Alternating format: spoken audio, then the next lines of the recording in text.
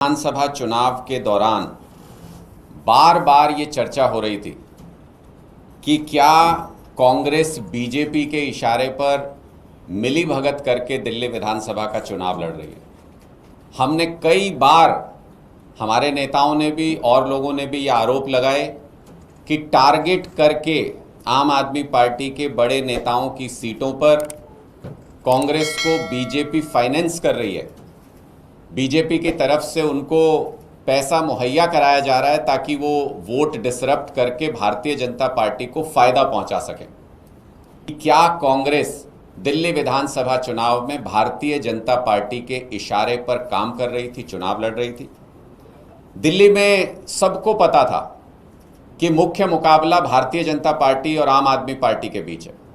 कोई सर्वे, कोई व्यक्ति ये नहीं कह रहा था कि कांग्रेस का कहीं कोई अस्तित्व, कोई सीट आ सकती है। सारे सर्वे बता रहे थे कि 0 सीट कांग्रेस को आ रही है।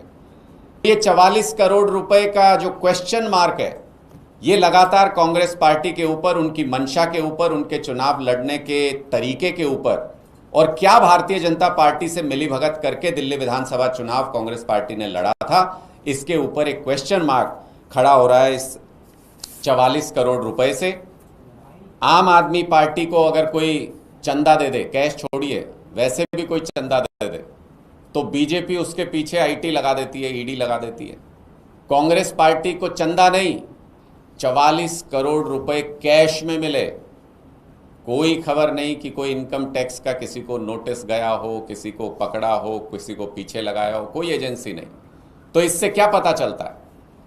जो हाल ही के दिनों में जब पाकिस्तान के साथ भारत का कॉन्फ्लिक्ट हुआ, जब हमारी सेना ने पाकिस्तान को मुंहतोड़ जवाब दिया, उनके ऊपर ताबड़तोड़ हमले किए, तब भी अगर भारतीय जनता पार्टी से जब सीज फायर को लेकर सवाल पूछे गए तो उनको बचाने के लिए कौन सामने आया? तब भी कांग्रेस पार्टी उनको बचाने के लिए सामने आई। ऊल जुलूल बयानबाजी करके भारतीय जनता पार्टी को एक लूज बॉल पे 6 मारने का मौका कांग्रेस पार्टी देती है। और ऐसा चुनाव के दौरान भी, दिल्ली के चुनाव के दौरान भी कांग्रेस पार्टी ने किया। इससे यह स्पष्ट होता है कि कांग्रेस पार्टी और बीजेपी के बीच एक जबरदस्त जुगलबंदी चल रही है।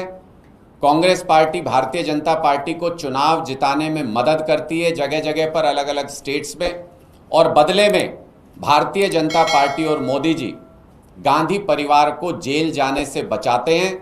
चाहे वो दिल्ली के कॉमनवेल्थ घोटाले में क्लीन चिट देना हो, चाहे 2G स्कैम में क्लीन चिट देना हो, चाहे वो जो इनके रॉबर्ट वाड्रा जी के और गांधी परिवार के ऊपर केसेस चल रहे हैं उनमें जेल से बाहर रखना हो।